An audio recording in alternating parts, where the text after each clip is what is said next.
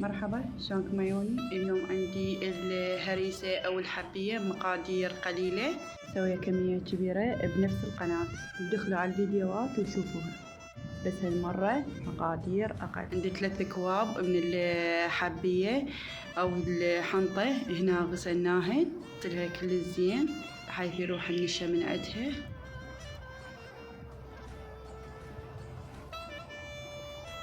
ونقعناها لمدة يوم كامل. شلون صارت؟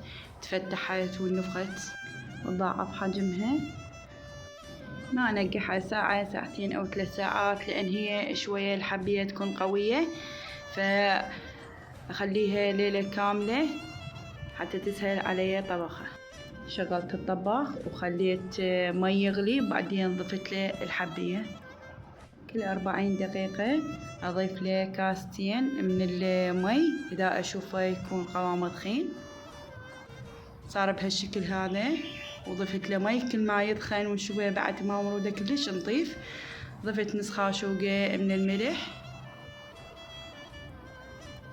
هنا كل 40 دقيقة أو كل ساعة، كل ما أشوفه ثخين وما مبرود كلش أضيف له مي. ضفت نص كوب من التمن أو الرز العنبر، يعطي نكهة كلش حلوة. قبل لا يستوي نضيف التمن. هنا هرسته الهاند بلندر،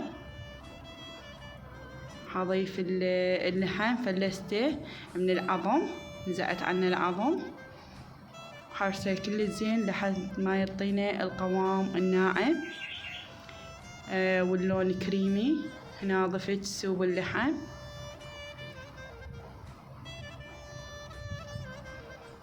حبدي ارجع مرة الثانية اخلطه كل زين، وصار هذا القوام عندي مثل الآلوتشة، قوام ناعم واملس.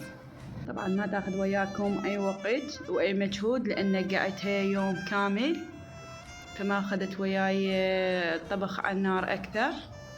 شلون صارت مثل الآلوتشة وقوامها كلش ثخين وحلو واملس.